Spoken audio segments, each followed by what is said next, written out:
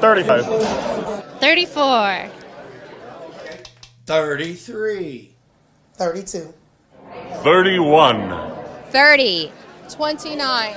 28. 27. 26. 25. 24. 23. 22. 21. 20. 19. 18. 17. 16. 15. 14. 13. 12. 11. 10. 9. 8. 7. 6.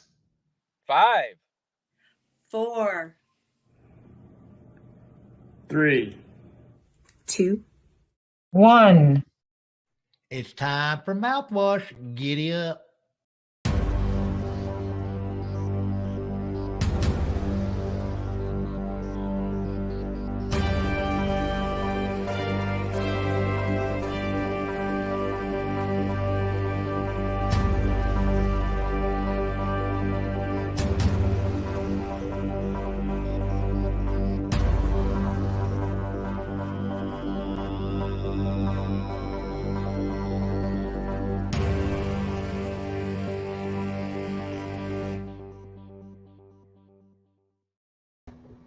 Hi, and welcome to episode 59 of the Mouthwash Talk Show, a minty fresh take on politics. And it's been an interesting night tonight because we were supposed to have Alex Jurčić back on as a panelist tonight. And he has a UK client that is just has to get some work done. And, you know, that's a paying job. And everybody knows nobody gets paid on this show. So I said, show me the money. And we have another guest on here. It's actually from Texas. So this is going to work out just fine. You know, this is going to be a good show if you want to know about immigration.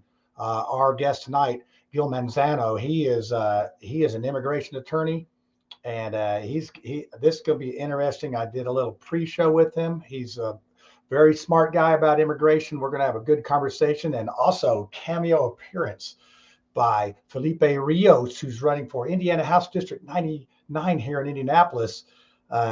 It's going to be an interesting cameo appearance. I think you're going to enjoy that. And we do have peeps on the streets, but I have to warn you, it's only peep on the streets, so it'll be quite short tonight. And we have obviously the small talk tonight. So it's a full lineup. So we're going to get to that. But before we do, I'm going to play, let's see, what do we want to play first? I'm going to play a little commercial for my wife's show tomorrow. And I do something in it. It's going to be live. Hey, I'll just play it. And on the other side, we'll have our guest Gil on. So have a look, see at this little shameless plug, and see you on the other side.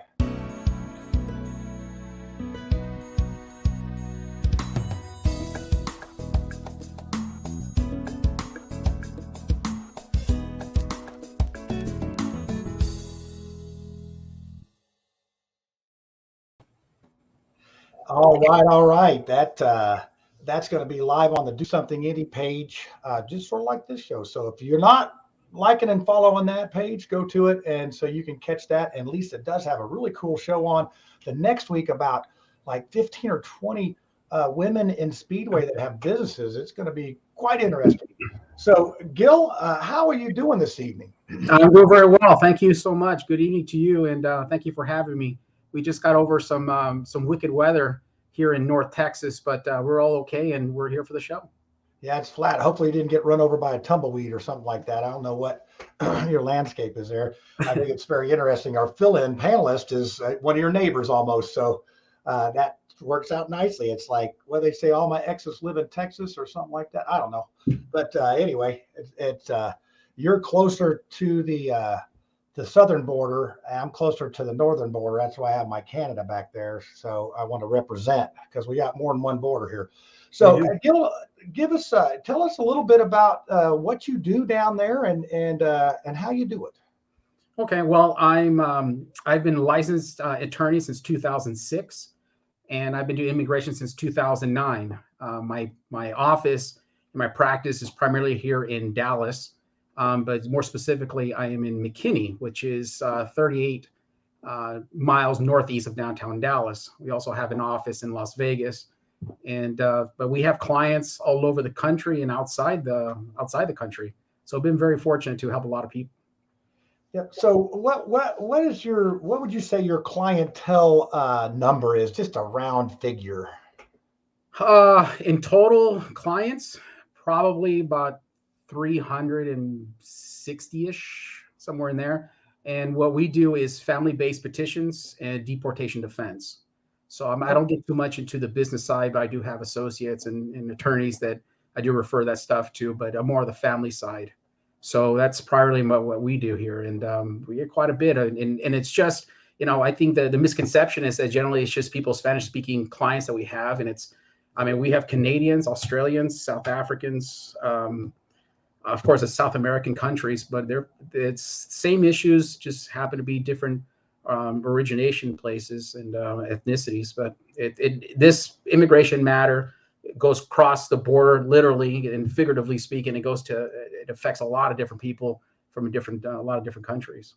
Yeah, it does seem like it affects a lot. I can tell by all your little files back there on the back there. You're quite busy with that. Yeah. So we're going to go ahead and get the panel out here. I'm going to start with our fill-in guest. We're going to bring on Josh Merritt here. Let me get change the format a little bit. Let's put Josh on the hot seat first of all. And Josh, first of all, thanks for 45 minutes ago, you didn't even know what the Mouthwash show was. So, and here you are on it. So, I think there's a few people maybe in our audience that are maybe jealous or maybe not jealous. So, tell us a little bit about yourself and that type of thing.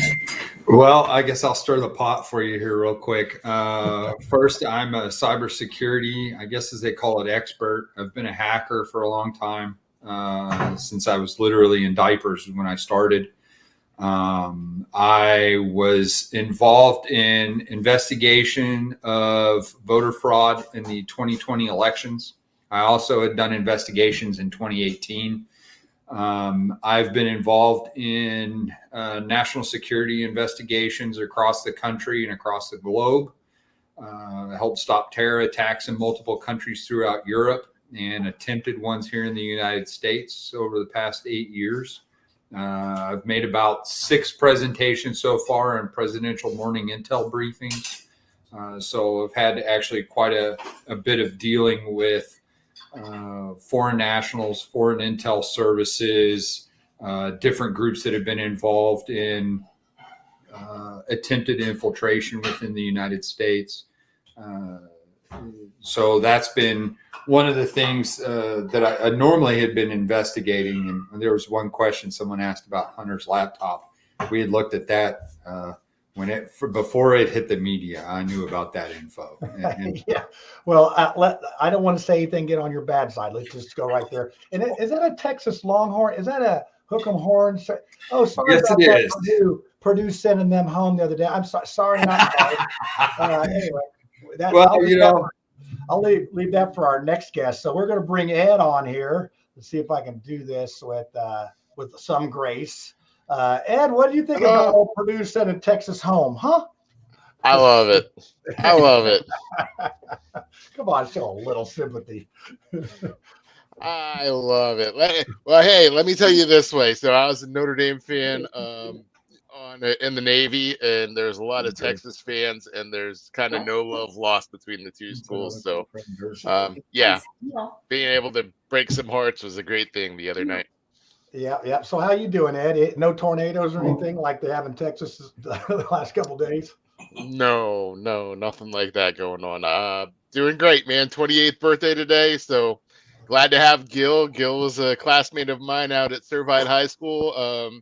We won't say how long ago it was, but it's our 28th birthday today, so not that long ago. Yeah, your stock went up. After I did the pre-show with Gil, I said, man, Ed knows this guy. I mean, so he's your stock went up, Ed, in the book. You actually got a guest, and he can even speak intelligently. I always give Ed a hard time. I mean, if I don't give him a hard time, I mean, it's sort of our language of love, right, Ed? Exactly. All right. Well, speaking of queens, let's bring on Lucy Brenton. And she has got the fiddler squash plant or whatever this thing is. Yep, the fiddler ferns. Fiddler fern. And that's And I like it. It really suits you well. Yeah, but I don't have the height of the thing right today. But I am wearing my Fisher shirt. So even though Tiffany's not here in person, we're representing Fisher's, my old hometown, with her. Yeah, And I think I don't feel sorry for her. She's like in Miami or something, isn't she? It's really difficult to feel sorry for anybody that's in Miami, especially with the food there. I mean, my goodness, Cuban food. Oh yeah, it's like killing me. So how's the kids tonight? How's all the 10 hoodlums? Are they all accounted for? And they're all accounted for, babies, grandbabies, husbands, the whole thing. Well, husband, I don't want to make that plural because that would be a pain in the assets. We don't have a Mormon on the show yet, but we might. I used to be Mormon. You used to be Mormon. That's yeah. Right. Wow, we still need to do that show. We really do. But I am super excited about talking to Gil and Josh because as a libertarian, of course, we believe in free emigration and immigration. The accident of your birth being, born inside some imaginary lines on a map should not determine your destiny. Man, I've been rolling with that for years. I don't want that to go away. Come on. I mean, that's something else. All right. Well, hey, we're going to bring Gil back out on the hot seat now, and then we'll start our first. Well, I don't know. We have a couple things. We actually have peeps on the streets this week. So I don't know. What do you want to do? A cameo take, a peeps on the streets, or a small talk? We'll let our guest decide. I think he's seen a couple of them. So which one do you want to do first? We'll do one of these. The interesting question regarding the one singular peep.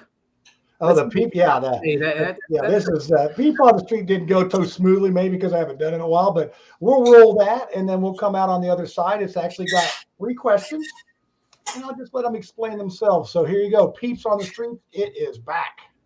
This is John Schmitz for the Mouthwash Talk Show, a minty fresh take on politics, and I'm here in Speedway, Indiana, in front of the. Do you think that we should have a border wall on the southern border? No, honestly, I do not think so. Okay. Do you know anyone that is in the country illegally? Yes, I do. Many people. Okay. Do you think the people that are here illegally should be granted amnesty? Some of them, yes. There are some people here illegally that are very hard workers. They're here for their family, to build better lives, to do honest work. So, yes, I do think some. Not all are here, for good intentions, or not all are here to work honest jobs, really to be ministers to society. However, not everyone is like that. So I do think that some should be granted amnesty, yes. All right. Yeah, so she was just as cute as can be. She's actually from Washington, D.C., moved here a couple years ago, and she sells houseplants online. So she was so excited to do this, and then I didn't get anybody else. I thought, I got to do the peeps on the streets, and I told her I would. So that's my excuse, and I'm sticking with it. So we're going to start with Lucy. She's on top tonight. We're going to have a question, have her to start the questioning. Well, let me preface this by saying that because I'm libertarian, I don't believe that anyone is illegal. And I believe, as I said, that the accident of where our birth is should not determine our destiny. So, Gil, how do we move towards a more accepting society where people can come into this country with good intentions, just like our peep on the street said, but also if I ever want to leave, I don't want the IRS to chase me for years and years and try and take all of my money. Can't we have both? Can't we let people in that are good and let people out that are good too? Well, I think that goes to the issue of allowing people allowing the good people in seems to be the big issue with a lot of people. I remember when Trump was running for presidency, he kept using that word vetting. He kept saying, well, we're vetting these people. We need to vet the people. And all that is just a fancy word for we're doing background checks on these individuals. But what people don't understand is that every single person who files from some sort of visa, either be temporary or permanent, they all go through the background checks. The FBI, Border Patrol, outside the country. So everyone, I think that the common thread for everyone, I think that no one can disagree with, is that we want individuals to come in who are not coming here to harm us. I think they're coming here with what you say is good intentions to prosper, to find work where they could not find in their own country. And I think that's why we're getting these migration issues, because of they can't find these good economies in their own country. So I think there's no doubt and there's no argument amongst anyone that we just want the good people in to bolster our own economy. No, not here. You're muted, Lucy. I hate that. Plus, I have a trackpad. It's so slow. So how do we do this? I mean, the average American, when I hear background check, I'm not really that impressed, especially when I think about the idea of people coming that may not have proper papers. We may not even be able to track down who they are. I mean, how can we do something that's meaningful and protect the American people while having, open hearts? Well, I guess the background checks is only as good as the information that's provided. I mean, it's just like anything else. If these people have committed some sort of crimes, that some of that information should be shared with the United States and with our agencies. I think that the vetting or the background check that they're doing now is going based on fingerprints. So they're not using, you can't use an alias, or they try to, but with the fingerprinting, that's no way of changing that. A fingerprint is unique to each individual, so it's going to pop up in the system. But again, the system of the database is only as good as the information that's placed in there. So if the other countries are doing what they're supposed to be doing and inputting in information that these people are individuals that may be terrorists or may be linked to terrorists or to some sort of money laundering, as long as that information is shared with the United States governmental agencies, I think that's as best as we can do. And sometimes, and again, we've had some good people come in lawfully and done very bad things. So it's we've had people born here that have done some very bad things. People born here done very bad things. So it's kind of hard to do, but I think without giving to specifics or providing specifics how we can improve the background, I think that's as good as they're probably doing right now is the fingerprinting, the background checks is and determine these individuals who they are. Because of course I want border protection either from the north and from the south. I want my family protected just as much like the protection of you and every other citizens here. We don't want any harm coming to the country, and I want background checks as well, whether they're my clients or not. Well, what they say is one man's terrorist is another man's freedom fighter. So, we saw that through the Reagan area. I'm sorry. Go ahead, John. I was going to say, that's why I have the Canadian thing up there, because everybody forgets about that border, but we should be building a wall up there because that's where all the cold air comes from. I'm telling you, that'd be my priority if I was the president. Well, I will tell you, just as of just 2 or 3 years ago, maybe even 2 years ago, coming to the Canadian border, it was simply a pass-through, a wave-through, what they call. You were in a car, they just waved you through. And not if you got a bunch of walleye in your cooler, they didn't wave you through. Yeah. So just saying. They since, and maybe Josh can jump in on that as far as security, but now they're trying to change their thinking about doing the security on the northern part because everything's always looking toward the south and never looking in the back door. Yeah, well, hey, Josh, what do you say about that? So one of the problems that I have within how, like we were talking about background checks, right now, the most important thing that's important on this planet to any government or corporation is your data.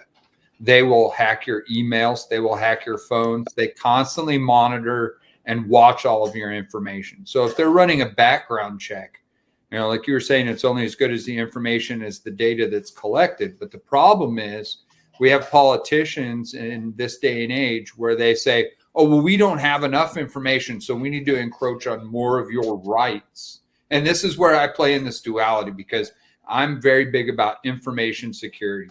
My personal information, just like my DNA, is mine and mine alone. And no government ever has a right to say it can take that from me. But at the same token, we have borders, and borders have existed for thousands and thousands of years for multiple purposes. For one, we have culture. Whether a lot of people, we're in this day and age where to a certain degree, culture is becoming an issue with political correctness, that only one culture is accepted whereas another's not. No, we all have culture. My ancestors came from England. Going all the way back in my timeline, my ancestors were Vikings. I was of the House of Tudor. 30 generations ago, my ancestors ruled England, and they did a lot of wrong things. But then the House of Tudor took over, or the House of Windsor took over and made it worse. But growing up in Texas, I grew up in San Antonio most of my childhood. So I grew up a Tex-Mex kid. That's just what and if you live in Texas, you understand you're American, but you're also Texan, but you're intertwined with the Hispanic culture, and you understand how to interact and work with them. And a lot of the people who have come to America who work their butts off in foreign countries at times get cheated, because you have then people who come across illegally and get perks and things handed to them, while someone legitimately came across the border and spent years and years saving and doing everything they could correctly. So when they raise their hand and they take the oath that they become an American citizen, you will never talk to a person who became a citizen who that is not one of the shining examples of their life at that point, because they worked towards that. So if we're going to bring people into our country, we need people who are assets to our country, not just whether they're going to do good business. Because when people talk about, oh, we're just going to do good for business, well, what does that mean? That means making money for some guy who lives in New York, making money for some hedge fund group. No, you have a family, you have your ancestry, you have your lineages, and all of that adds to what is good of America. So when we have, like my time I spent in Afghanistan, I spent a year in Afghanistan. I was in RC East, which was from Kabul all the way to the Pakistani border. And I got to spend a lot of times talking with imams, talking with mayors and people from those cities to get to know them as people. They're no different than Americans. They want their families and their cultures to thrive. But when you have that commonality of people coming into a country and you have your individual cultures of your ancestry, but then you have the culture of America, where I see the best example is when I was in the military and I had a friend of mine, his name was Fode Kakapa, and he was from Africa. We had another guy from Ghana. We had Muslims in our military. We had Hispanic guys from Texas who came in with us. All of us worked together as a team, because if we didn't, I had to depend on some guy. If I got shot, he was willing to put his finger in the hole and stop me from bleeding. And so that cuts through all of the BS really quickly. And there's no, oh, well, did he do this right or did he do that right? No, he's covering my butt. And the bad part is there are a lot of people who have fought to come over to America and join the military while they are foreign nationals. And then they lost their citizenship and got sent back to their country, even though they spent time deployed overseas with us. And so I think in dealing with the immigration issue, for one, a wall needs to exist because bad people in the world want to do bad things. But at the same token, we need to make sure that if we're bringing people over, you're not having to spend 7, 8, 9 years to get over here, because that's where you have this interest. Another problem is we have NGO organizations, whether they're Catholic organizations, whether they're Jewish organizations, who are going into foreign countries and pushing these foreign nationals to come into America, because they are getting paid to do that by large corporations to bring those wages down. So right now we have an issue with inflation, and a lot of it is being increased because of this push by these groups of conglomerates of illegals that are coming over, and now corporations have cheap labor.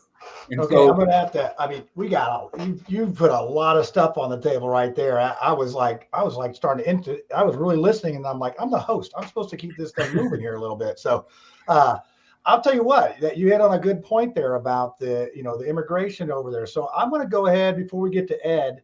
I'm going to go ahead and play our cameo take by Filipe Rios, and well, we'll just let it speak for itself, and then we'll come on the other side, and maybe we'll say, how do we make this system a little bit better? You could do anything to change immigration to make it better for people that want to get into the country. What would that be? Si pudieras hacer el sistema migratorio un poco mejor o más fácil para que la gente entrara a este país, ¿qué harías? Bueno, primeramente crearía un tipo de visa de trabajo. First of all, I would create a working visa. Para que la gente pudiera entrar to allow people to come in y trabajar de acuerdo a sus capacidades y a sus estudios. And to work according to their capacity and their status. Pienso que los procesos que se han hecho hasta ahora I believe that the process that have been doing it since now son procesos que sencillamente colocan a la persona they're process that put people como en un ascensor. like in an elevator. Por ejemplo, el famoso For TPS, example, the TPS program. los programas que cubren temporariamente a una persona. The programs that help people temporarily. Le dan un seguro social, They give us social security. pueden tener una They licencia, can have a license. pero cada vez que vencen, But every time it expires, el estatus migratorio de la persona that vuelve immigration status comes back to be a la ilegalidad. illegal again. Entonces no ha servido de nada So that have not really helped much durante muchos años el for so many TPS. years. Se lo dieron a los So they salvadoreños, gave it to Salvadorian, se los dieron a los they gave nicaragüenses, it to Nicaraguan, actualmente se lo dan a los and right now venezolanos, to Venezuelan. pero la gente trabaja un tiempo, But people work for some time, está tranquila un tiempo, they're okay for some time, pero después vuelve a la ilegalidad. and then their status come back to being illegal. Entonces el proceso de la persona nunca termina, So the process never ends. pero creando una visa de trabajo But creating a working visa donde la persona venga, where people can come in, se vea sus they capacidades can see what their capacity is, their profession is, y en qué forma puede servir a la and in nación. what way they can serve the nation. Entonces se le da una visa para que pueda hacerlo por, vamos a decir, por 3 años. And we can approve that for, let's say, for 3 years. Después se le hace un evalúo. And after that, we can evaluate Si todo ha estado bien, if everything has been okay, si no ha cometido delitos, if he doesn't have any bad record, entonces se le extiende a una residencia después de eso. then you can extend a residency after that.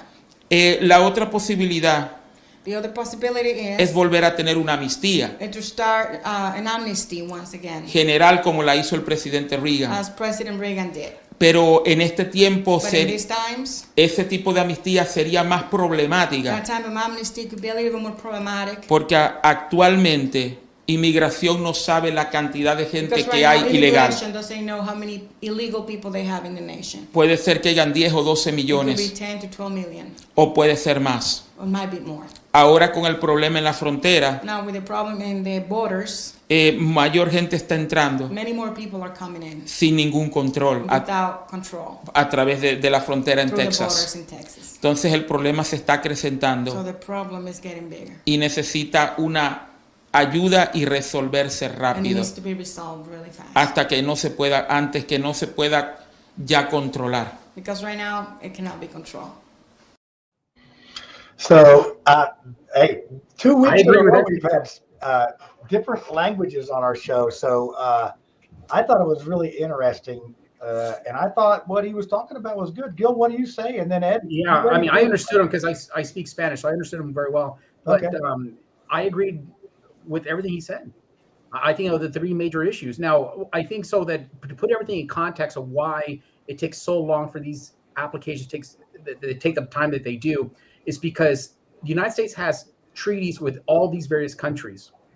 So they allot only so many visa numbers or so many visa numbers for depending on the type of petition that there is, according to the country and according to the type of petition that there is. So, for example, I think one of the misconceptions of family-based petitions is there's only a couple ways of doing it. You cannot petition grandmother, uncles, and all these. It's only spouse, parent to child, child to parent, or brother and sister.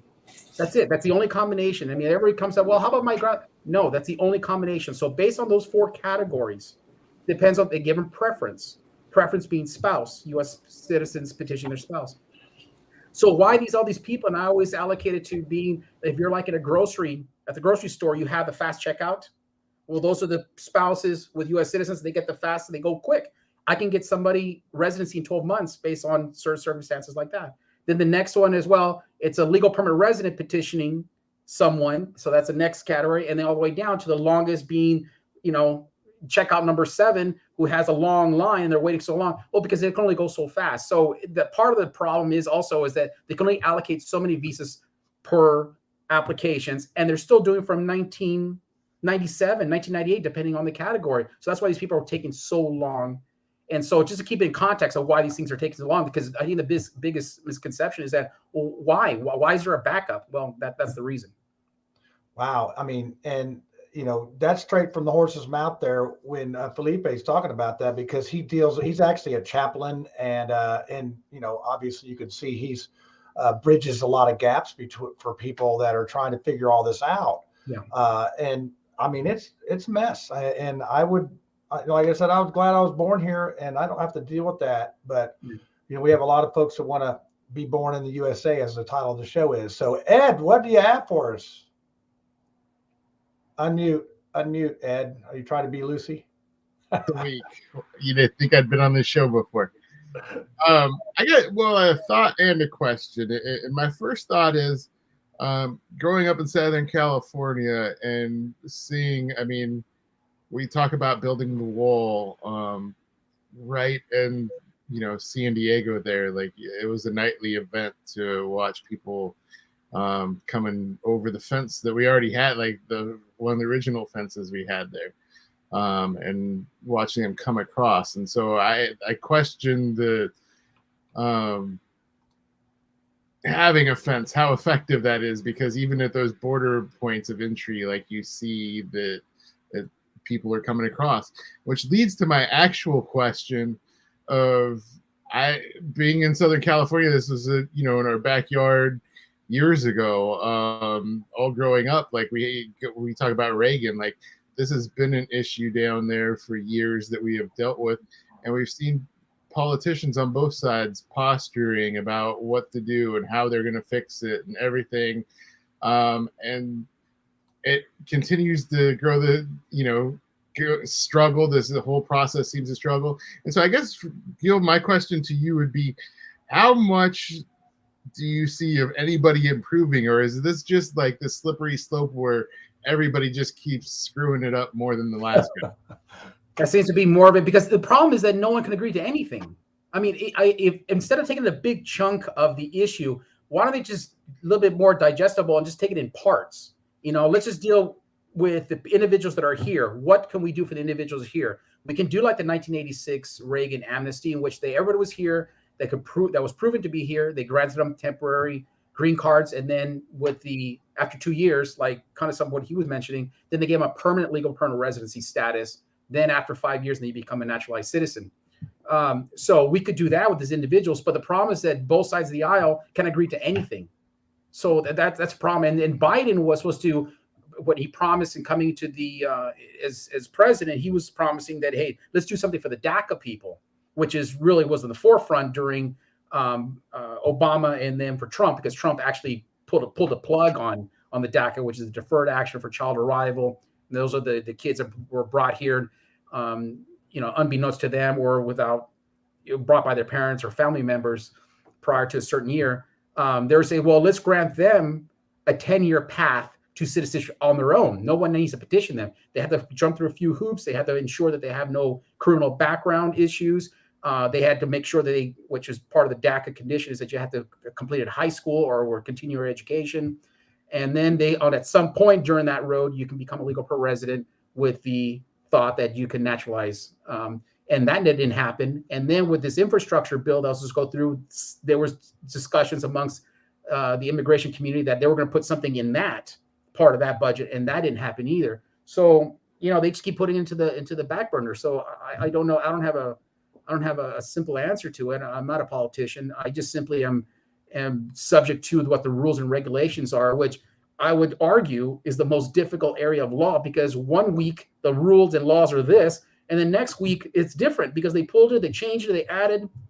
There's so much liquidity. I can't. I mean, every time I come in the morning, I get my cup of coffee and I check my emails and check what's going on, because in the mornings you can see the long list of all these groups that I'm participating with, which is immigration attorneys from all over the country. You can hear the chatter. You can see the chatter going back and forth. What's going on in my district, in my area, in my circuit, my this, and it's changing. Like, oh well, I can't help you. Sorry, sir. You were a week too late, and that it happens. So I think the simple answer, I think we should break it down to determine what's the most important issues. I think the border security, and I think that's important as a U.S. citizen myself, and not just speaking as an attorney, but I think just as a citizen, I think that border security is important.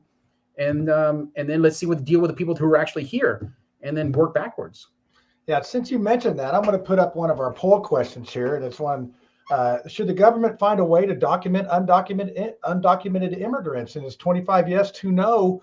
And then I see in our comments here, there's several comments of no amnesty, but my thing is half of something's better than all of nothing. So right now, I know a guy here in Indianapolis that he's not a legal citizen, owns a restaurant. I know another guy that I ride bikes with has been here since 1988. Nothing. And I know other people that have been pulled over by the state police with no driver's license, no anything, and they get a $149 ticket because the police don't know what to do with them. So we just keep kicking the can down the road on a lot of this stuff. Right. So what would be a way to get? People are crying about amnesty. Should we just say, hey, a $3,000 fine? We'll sign you up. For the people that got here legally, I'd be mad if I had to go through all this. I get there, then guess what? We're going to let everybody else do. I understand. Yeah, I get it. I mean, it's almost like they got into that fast checkout line, and they were supposed to be in another line. I mean, and they cut in front. I'd be mad too if I was at the grocery store. I'd be mad too. I mean, I don't know. I mean, there is got to be a solution to it. I had one of my colleagues tell me one of the solutions to slowing down this immigration is send a bunch of money to southern countries. Because the whole point and reason why we're getting this influx of people is because where their home countries where they're from, there is no economy, there is no work. They just simply are trying to find a place to better themselves and say, hey, let's go to America because everybody else seems to be doing well. I want some of that. And they come with the intention to work hard and do what they need to do. So they said, well, let's just throw a bunch of money to the South American countries so that they can build up and bolster their own economy so they have no real reason to come here. But I said, but the flawed argument with that is that you're going to be entrusting and assuming that the money's going to get to the proper people. If you get there, that dude's going to be driving a Lamborghini. I could see him and say, hey, that's the president of so-and-so. He's driving a really nice car. Is that part of the money we sent? It wasn't meant for them. It was meant for the people so they can bolster their economy, educate, or do whatever it is. So they says, you know what? Thanks, United States. I don't need to go because I'm good here. I bet you if their economies were much better, they wouldn't be coming as influx as they are.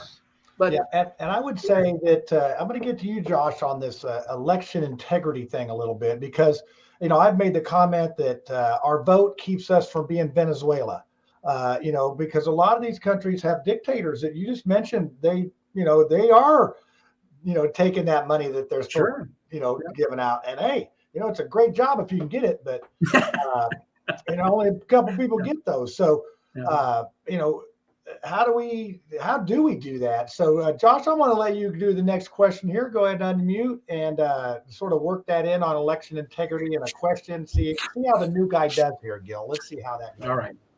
Well, I'm probably not going to be popular on this because to a certain degree, I'm already sort of in the opinion that America is a banana republic, because when we believe we're choosing our politicians, most of the time on the national scale or even at the higher state level scale, we're really not getting the best candidates to be able to govern and lead our country. And while I will admit in 2016, I definitely picked Donald Trump over Hillary Clinton because, looking at that balance, it's just who had the fewest dead bodies left in their wake.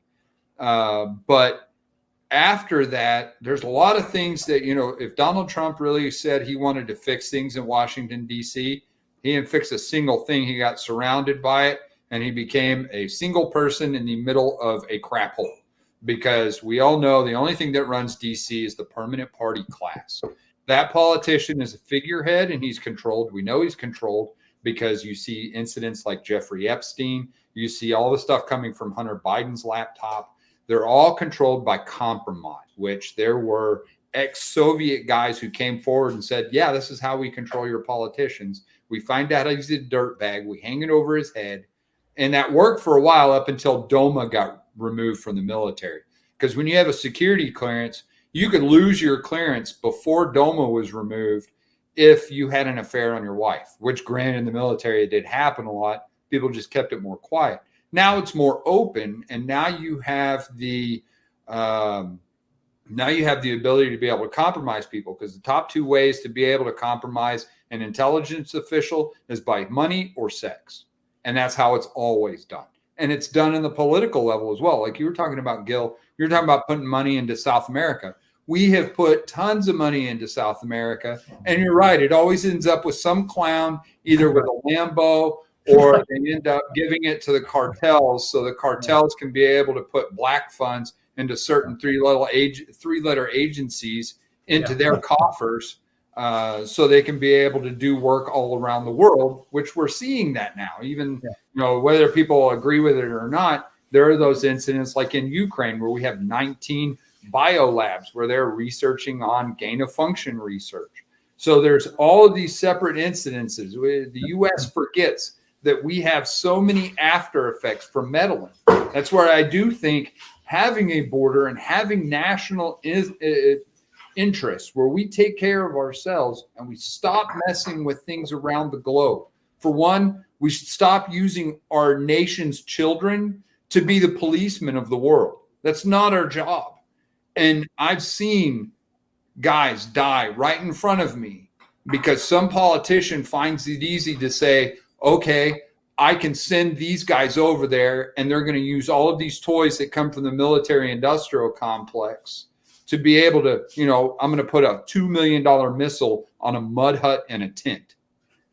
Are you going to make a question out of this at some point, Lucy? I mean, Josh? The question really behind this is, if we want to fix the identity of our country, anytime you're right, like if you run an organization, you're going to have a mission statement, right? The United States needs to have a mission statement. When we first started, if you read through the Bill of Rights and the Declaration, we said our government at the time under the British Crown was going outside of the bounds of what was good for the people. Well, in all honesty, you could go with the Declaration of Independence in this day and age, and it would still be just as valid. As it's time to cut those ties that bind you, because there is no representation. And if we're going to give tax money to other countries, which a lot of people, especially in government, forget that the money they're handing off to those guys is from some dude who was making a minimum wage job or below minimum wage job, and the government was stealing money from his account so he can send it to some foreign dictator to be able to drive a Lamborghini. So what I think behind all of this is really the question of, what do we want our country within itself to be the goal? What do we want to project in the world? Because we project this idea of freedom, but freedom doesn't exist in America as George Washington, Benjamin Franklin, and Thomas Jefferson, who was a very hardcore liberal. Classical liberal, though, not, yeah. He was a real liberal. The new liberals are the socialist ideas that are the combination of fascists and communists that have gone way so far out there, it's insane. Because people Josh, I hate to interrupt you, but I know John is itching to keep it moving, but I want to just put an underscore and an exclamation point on everything that you said.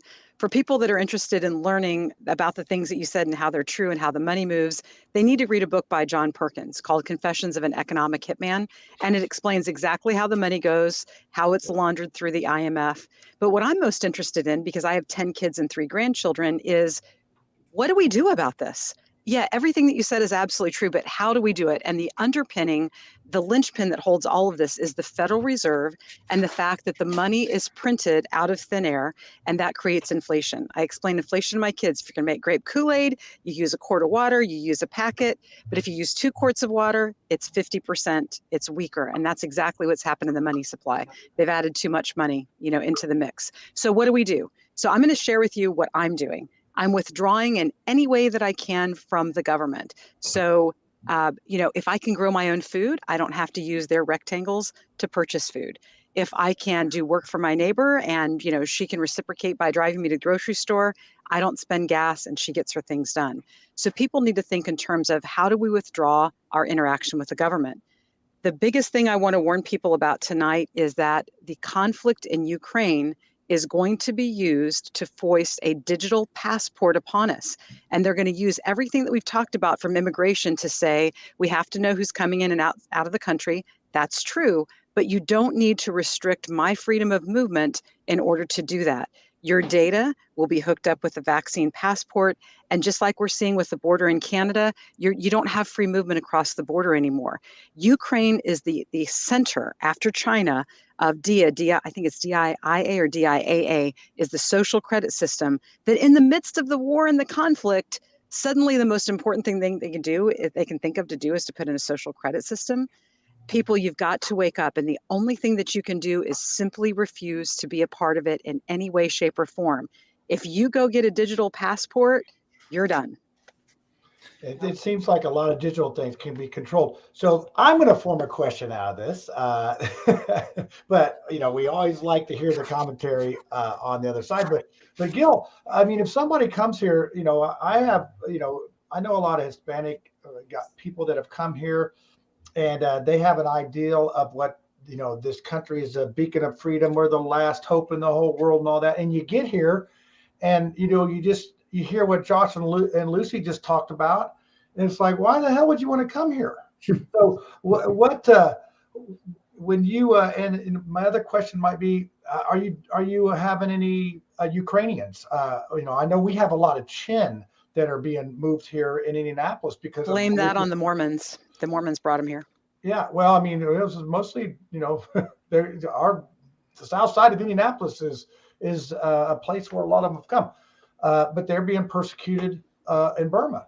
So, are you seeing any other, anything from Ukraine or any stuff like that? Do you have any clients in that area? Yeah, and obviously in the last couple of weeks we've got an uptick in phone calls, quite a bit of inquiries and determining what their eligibility. There's been no specific designation of refugee status as of yet. What Biden has done in the last couple of weeks is anybody who was here currently under a visitor visa or is mainly visitor visa or business visa, they're granting temporary protective status, which is the TPS, which is giving anybody up to from 12 to 18 months to remain here in the United States. And it gives them an opportunity to get a work visa and to get a social security card. So they are going to be working while they're here. And I guess an argument could be made is that they're helping the local economy by working and paying into the system. And the second thing has been that just granted last week was a humanitarian parole. So anybody who's availing themselves to the southern border, then speaking with border patrolmen, either they're telling them, listen, we're applying for asylum and or humanitarian parole. And based on a case-by-case basis, they're granting these individuals with families to come in, but they're not giving them work visas and they're not giving anything else. They're just allowing them to just be here basically as refuge for a short period of time. And that's going up to maybe 12 months, I think is what I'm seeing. So that's kind of how the Biden administration has been dealing with it as of late. I'm not sure whether, in fact, these individuals who will be applying for asylum will actually be granted asylum, because asylum status is very difficult to get, despite what everybody thinks. Everybody thinks they just show up and says, I want to be in an asylee, and you granted it. I mean, the percentage of being granted asylum is so low, it's less than 10% nationally. Most of the cases who go to asylum, they go into deportation defense, they end up losing. I mean, there's a small part who do win, but the majority. That's one of those deals where you got to know somebody for sure to get that done. Before I forget, Mark Small and Small Talk, we're going to do Mark Small, and then we're going to do, I want to hear from Ed again. And then we're getting a little long in the tooth here, so we'll try to start landing this plane. So let's listen to what Mark Small has with Small Talk, and then Tiffany sent us a picture of where she is, so I'm gonna put that up here after Small Talk. Hi, I'm Mark Small. This is Small Talk for March 22nd, 2022. Immigration gets a lot of hostility from people, and a lot of it's based on ignorance. People blame immigrants for crime. They blame immigrants for tax problems or for taking welfare from people. And all of those things are untrue. I want to address one big thing, though, in a minute that people don't consider when they think about immigrants. But immigrants here in the United States, well, if you're of European descent, your people came here at some point. And also, if they did, a lot of people didn't come here with any proper documentation. In the real early days, people just came over here at the behest of the king and killed people and took the land. But immigrants on a net basis, studies indicate, probably give more taxes than they take in terms of benefits, because a lot of people who aren't here with documentation don't want to claim government benefits for fear that they'll be deported. So they pay taxes. income taxes, sales taxes, property taxes indirectly because they pay rent. And so they're paying into the system. They don't get benefits. Now, let's think about one reason why people are coming here. And it wouldn't have to do with our liberty or our freedom. It would have to do with the fact we took their stuff. Gunboat diplomacy in Latin and South America for decades meant that the United States used our military to take natural resources from Latin America and South America. If they had all of a sudden had a democratically elected government, that democratically elected government, usually leaders said, well, we're getting a bum rap from these corporations that come down here from the United States. We're going to nationalize things because those natural resources belong to us. Then we would overthrow their government. Happened in Chile, happened in Guatemala, Nicaragua. We overthrew people. We had them killed so we could get their stuff cheap. As a consequence, we've had a very good standard of living in a lot of ways. Well, we've taken people's stuff, left them with dictators, and then wonder why it is that they would want to come up here. That's why gunboat, gunpoint diplomacy is in the long run bad. It's immoral and it's counterproductive. So we should welcome immigrants who are willing to come here and do jobs that a lot of our people don't think are worthwhile or worth their time, because those people want to work. I'm Mark Small. This is Small Talk. Peace, love, happiness, freedom, nanu nanu. And you can catch me on Civil Discourse now at 7 on Tuesdays on this Chateau de Marcel network. Thank you. Yeah, so that was timely because we touched a lot of those bases, and we're all pretty much immigrants except for Lucy's husband Dorn. He is a Native American, so he's probably going to comment here directly. Hey, all you people, get out of my country. I want to see your papers. He tells that to me, and I'm married to him. Yeah, I know. He's ruthless. I mean, he even gives you a hard time, worse than anybody on here. So, Ed, do you have another question for Gil? And I do, but first, after the last couple of weeks, I want to know if Mark's cat got deported, because we have not seen Mark's cat in a while. So he's got 3 cats, so that's not good. We haven't seen one of them. Hey, before you get started, I'm gonna put a picture of Tiffany. She's at some high pollutant GOP event in Florida. I don't even know where it is, but here you go. Look at this.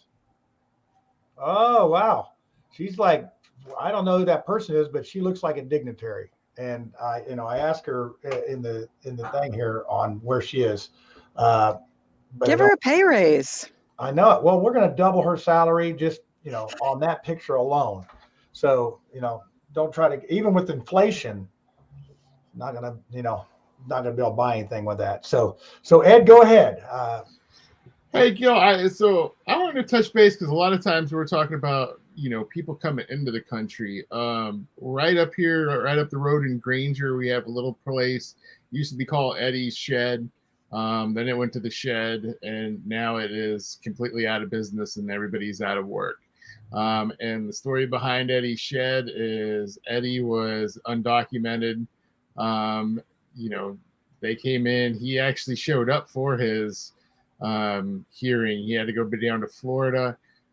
At some point, I don't know, I can't remember what it was. He had gotten a ticket. I don't know if it was a DAUI like 10, 15 years ago. And next thing you know, he was deported. He was gone out of the country. And the unfairness here to the community, because we were talking about people who have jobs. This is someone who had a job, family, but also is running a business here. All those people that were working for him are no longer employed, and we have an empty spot here. And so I guess my question has to do with the people who are here and on the vetting there, because a lot of this seems very punitive, and we don't have a system that kind of sorts it out and says, this is someone who has done, done some really good things from the community, and even given the community a voice to say, hey, we want him here. Yeah, no, unfortunately, the government doesn't grant brownie points for people who have done well, or how many jobs that they're creating in the local community. It's very black and white. If you do not have a legal remedy and you've been placed in deportation to leave the country, you're going to go. Unless you have an immediate family member that you can show that's going to suffer extreme hardship, which is a standard.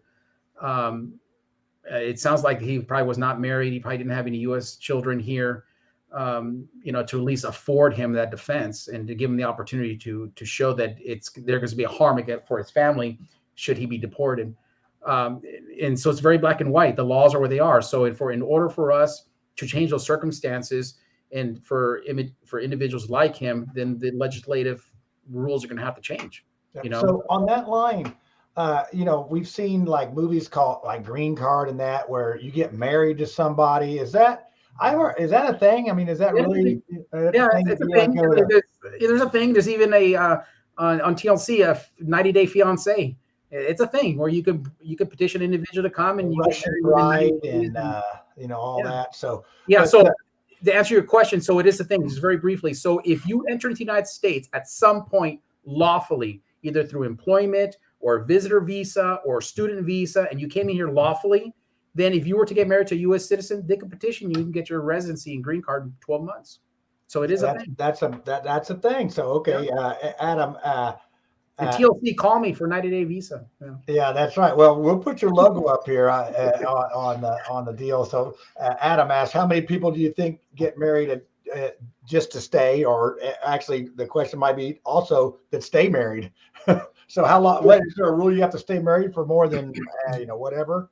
2 years. So let me tell you. So if you were to get married during deportation, it's presumed fraud.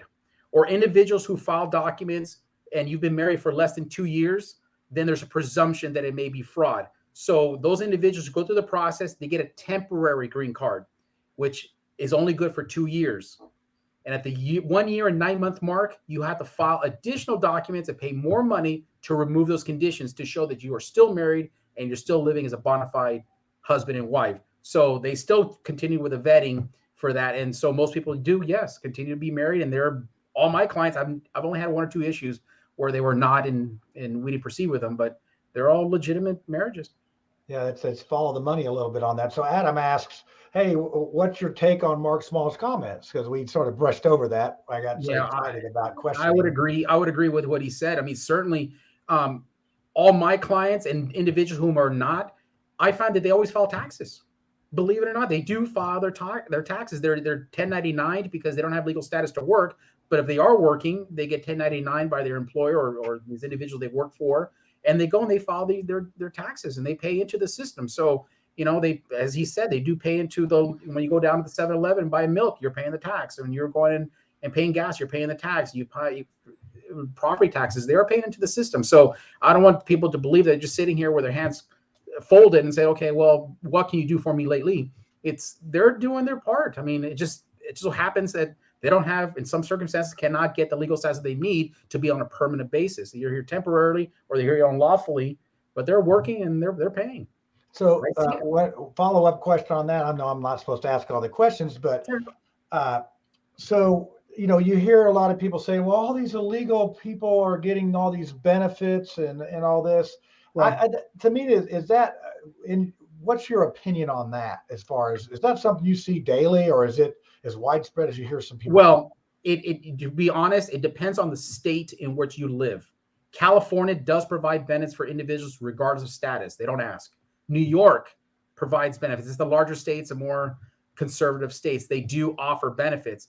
And so Trump put in a plan in there, which was the I-944, which shows that if you are somehow cannot self-sufficiently support yourself, you are going to be denied your green card status. That has since been taken off and removed. That was on the books for maybe about 4 to 5 months.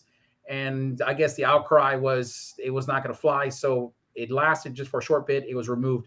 So, but there are some states that do provide benefits with no questions asked. And that's where these individuals on this side are not accepting of it, because that's where they say, well, they're just receiving benefits. They get, food stamps, they get some state benefits, and they don't pay into the system. So how can we financially support these individuals if they're not paying in? And so in some instances it does exist, but not as widespread as you think. No.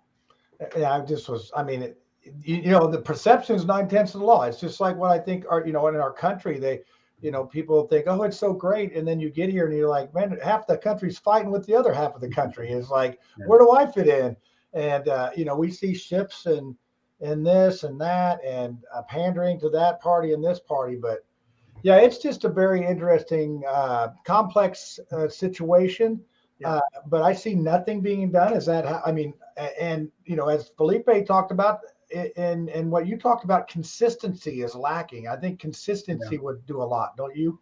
Yeah, absolutely. And there is nothing that we see foreshadowing coming up on the horizon that they may be coming as far as putting together some legislative bill or some sort of plan.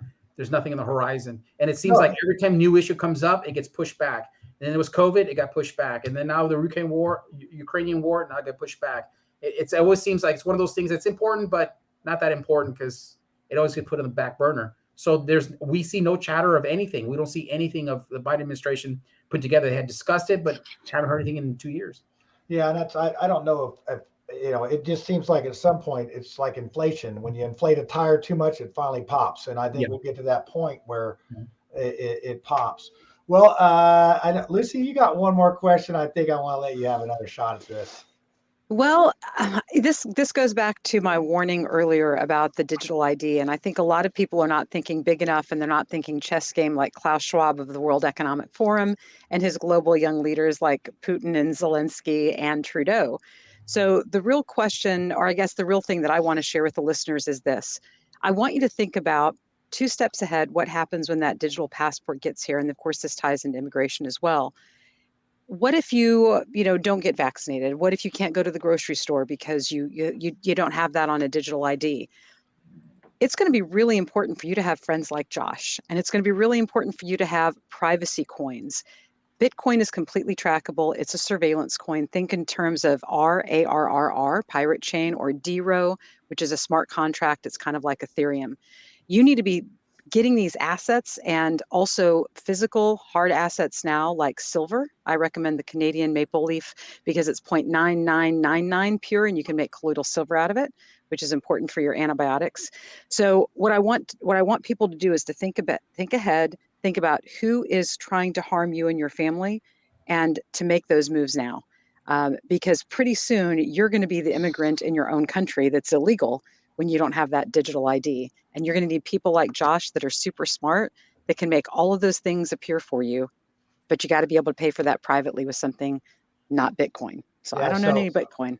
So if we do get any money for this show, I'm paying him first. So I'm just saying that right now. So hey, you gotta pay in Pirate Chain or DRO. You don't want that crap tracked by the government. That's how they got Ross Ulbricht. That's how they got it. Well, all right. Well, I tell you, this has been an informational show tonight, and I'm just I'm glad you were on here, Gil. I don't know if I actually got your logo, but we'll put your because you have a office in Las Vegas, correct? Yeah, also in Las Vegas and here in the suburbs of Dallas. Yeah.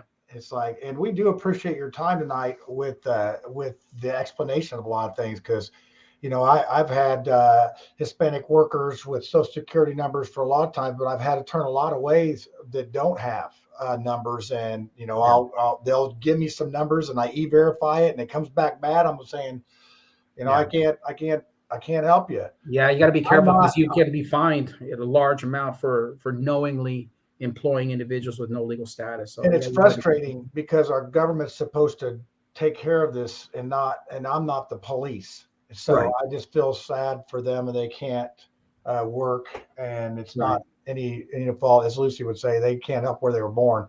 So, well, we're going to do the conspiracy theory tonight. So, Gil, you'll be off the hot seat, and we do appreciate you being there. No, I appreciate it very much, and I hope I'm welcome to come back anytime. If something comes up in the future, we can sit down and do this again. Because I always like taking these opportunities, because I think there's just so much misconception of information related to immigration. I when I hear it on the news or things on Facebook, they just muck so much information together that there's some truth in it, but a lot of it's wrong. And so I like taking this opportunity to at least put out the information, say, listen, you got to really understand it. It's a very, very complicated area of subject. And I will even go as far as saying it's probably the most complicated and most difficult area of law practice. No longer the IRS attorneys, no longer tax attorneys. I think it's the immigration attorneys. There's so much to go through, and again, the fluidity, because it changes, could be from month to month, from quarter to quarter, year to year. And so what used to be is no longer, and then you got to find out. And it's just, so, you know. And it's difficult because it's people, it's difficult because it's people, it's complex, and it's in that type of thing. So if I were to have you on as guest, I'm gonna put you on the spot because this is a left, right, center show. Which guest would you like to be? This is like Hollywood Squares. Oh, yeah, I know. Not the center square, right? No, that would be Lucy's supposed to be the center, but she's sort of probably more libertarian. Let's just say that. So yeah, you could be center. You could. Ed is pretty moderate Democrat.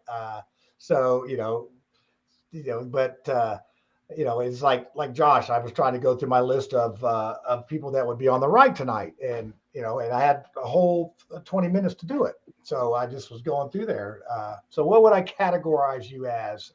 I don't know. I mean, I guess I'm a conservative. I mean, I believe in the letter of the law and all that, but when you're dealing with people, you gotta be able to move a little bit. It can't be so rigid. So I'm not sure quite where I'm at. I mean, I have a job to do and I have an obligation to follow whatever the law is, and that's all I can do. I'm handcuffed. I'm not a practitioner like personal injury attorneys or criminal law attorneys that come in. If 10 people come in, possibly I can help all 10. When I see 10 people, I maybe only help 2. Yeah. Oh, well, we'll put you down as O positive blood. You can be donating, donate to everybody. So I think he's the wild card, man. I think he's the wild card. Yeah, I don't. Okay, so Ed, tell us now. When you guys went to high school together, right? Yeah, we yeah. What was the dumbest thing you guys did? The dumbest thing that you did that you didn't get caught off. Well, if you got caught, I don't care. The dumbest thing. Oh man. We both played on the football team, and I remember a couple of times because you had a car, I didn't, and so you would give me a lift home, and sometimes we take the long way home. And then my mom asked, "Hey, what time did the game finish?" "Oh, it finished at 11, but it's almost 12:30, 1 o'clock. We just went the long way home." You guys are regular rebels, man. Wow, what animals! I tell you. Hey, let's put it this way, John. I'm glad that we didn't grow up with cell phones. So, I think anybody over about 40 or so right now is same thing. But hey, it's and I'm just glad I don't have. I didn't take my laptop to some place to get it repaired and forget about it. I mean, that was somebody else that did that. So, all right, well, we're gonna play. Get your tinfoil hats ready. And yes, I did warn Gil about my teeth on this. So here you go. Hey, y'all, it's time for the conspiracy theory, so you better get your tinfoil hat out, and let's see what's going on this week. All right, let's see here. Let's get the guests up there. Oh, look, Lucy's got the mask, and this is going to be, now Gil, let me warn you ahead of time. If Lucy doesn't have Bill Gates in her conspiracy theory, the world will end in 3 days, probably. And that's what I'm saying. And Ed, I did see Spirit Airline flying the other day over here, so they're still in business. And then I don't know what John's going to come up with, but I'm going to imagine it's probably true. Whatever it is true. So we're going to start. Lucy, I know you're ready to go. I can almost see it in your eyes. I'm always ready to go on the conspiracy theories. I've been studying this since I was 13, but I added the anonymous mask actually for Josh. Because, of the hacking and all that kind of thing. I think it's really simple. Bill Gates created his digital ID in 2020. Remember, this is 2020. It's patent 2020 060606, which is a patent for putting a chip underneath your skin that measures biometrics to make sure that you're alive, and then issues you your digital currency as a result of that. So once again, this is conspirafact. I think that we're going to see the Ukrainian digital ID really take precedence. This is going to become a big part of the war. Part of standing with Ukraine is going to be keeping other people in and out of the borders there. And that's going to be the excuse used for the social credit score. And a lot of Americans are going to fall into that trap. And then they're going to get injected with Bill Gates's chip. And of course, who gets to control the data and who gets to bill for that data? That's the question that you should be asking, is who are the profiteers on this? So don't get the chip. Wow, that's like Pinky in the Brain stuff right there. I'm telling you, but I did notice how you did say trap in there somewhere. So Ed, you're next. All right, I am going with conspiracy fact and sticking with sports here, and special one including our guest.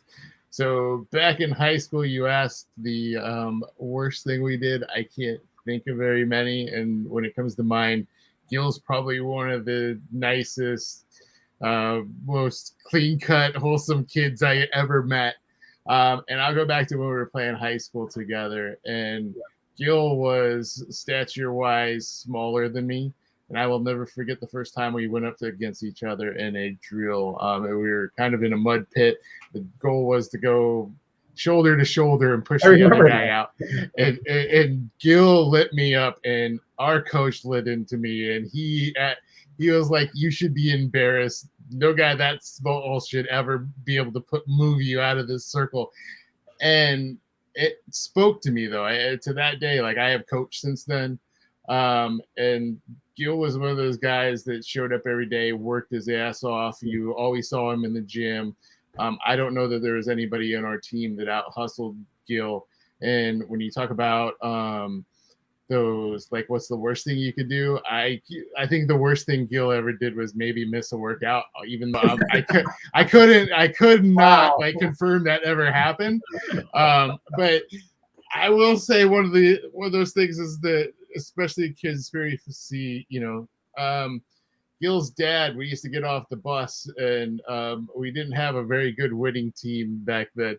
We get off the bus, man, and all the other parents would be consoling us. "You guys did great. You'll get them next time." Gil's dad would get off the bus, and Gil's dad would be like, "What in the hell happened to you guys? What, you guys look like shit out there." That's true. And it is. And even back then, we were like, "Wow, Gil's dad's rough." But I give it to you. Gil's dad was rough, but man, like I said, I have never seen anybody work so hard.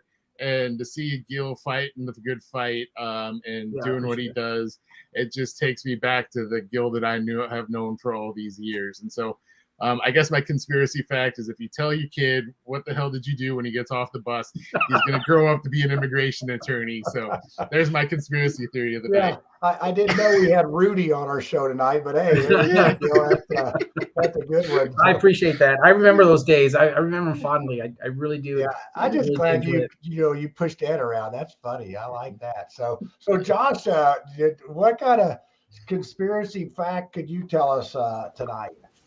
It's been really sad because for about the past 5-6 years, I've lost almost all my conspiracy theories because they've become fact. So the first one I'll touch on, Bill Gates.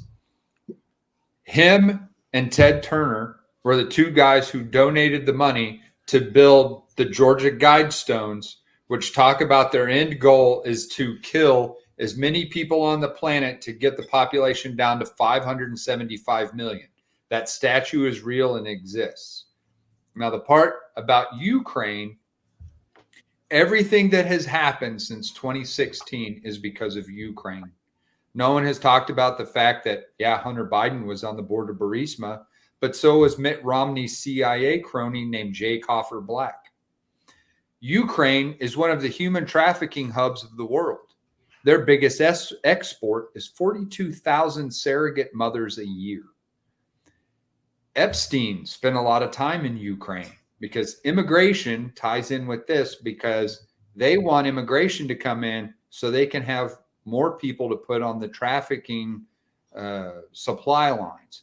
Because the largest money-making venture in the United States is human trafficking. And so right now, the United States, like when we're looking at transgender stuff, all of the work that our mothers and our grandmothers did in the feminist movement has been eviscerated because now men are beating women under the flag of transgender identity. So you've got guys who are in sports that women work hard for their whole life, and then they beat them because genetically we're built physically different than a woman. And we should not be competing against each other. But this is where the problem is, because we as men, we don't compete against women, because what we can't do, women can do. And what women can't do, we can do. So we're a team in dealing with things together. Now, the biggest conspiracy and the new thing that's come out that I think is the most important for people to look into, and it'll get out and it'll sort of take you down some interesting pathways, is a group of people called the Tartarians. Because what's happening is humans' history has been rewritten over and over again, and our identities have been removed so that we're easier to control. Because if we have less identity, and Karl Marx had a lot of his ideas based off of that, there was a lot of congruency between the father of fascism, Mussolini, who was a socialist, and so was Hitler. That's why there's this paradigm where everyone talks about a fascist is far right and a communist is far left. No, they're both on the left side because they're about authoritarianism. And I would say I'm just slightly to the left of anarchy, as our forefathers were, because our government is supposed to be so small, we don't know anything about it. And it used to be, I even remember in the 80s and 90s, I didn't see campaign stuff everywhere. And now it's like every year I have to drive down the road and see pick a Republican or pick a Democrat. That's like picking between the Pfizer shot or the freaking Johnson & Johnson shot. That's really what your choices are. And so I think looking at our history and understanding our history is going to be an important part of our future, because now we can start realize, like, the Magna Carta was the most important document written before the Constitution to get humanity free. We're getting to the point where we're either going to have to free ourselves from corporate oligarchies like Bill Gates and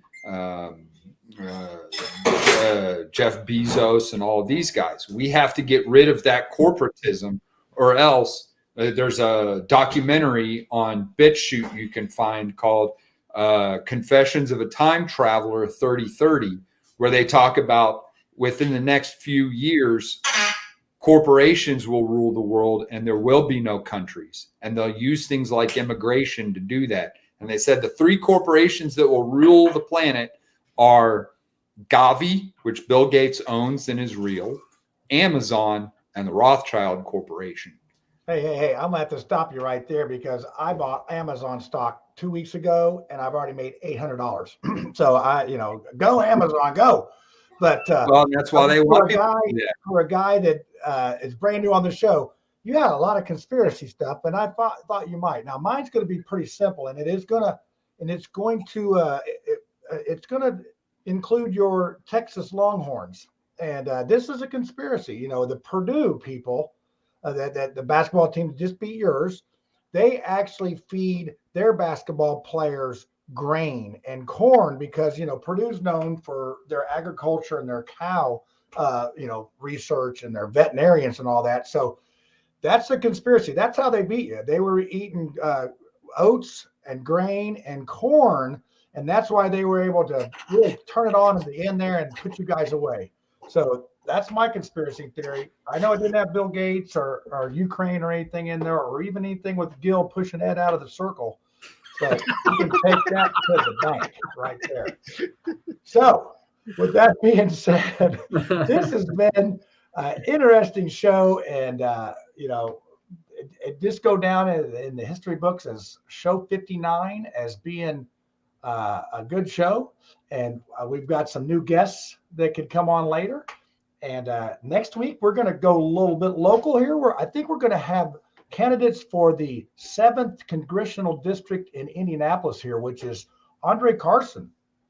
So we'll see if he'll want to join in the mix. I'm going to sure ask him. If he'll come on. But we have some Republican want to be on there. I think there's 4 or 5 challengers. So we'll see how many. We're going to call that the 15 minutes of fame on Mouthwash. So we'll do like one round of questioning from the panel and see how they hold up under like the speed dating session. Oh yeah, speed dating. Maybe we'll do the Tinder, swipe them left or right or whatever, and however that works and all that good stuff. So anyway, hey, thanks for everybody watching. Tune in again next week for some local stuff, and if I can find the ending here, I'll play it. There it is. All right, I'll see you on the side. Hey, and everybody else that's on the show, I'll stay on for a second afterwards. I never say that, and we lose people. So, all right, hey. Peace out, everybody.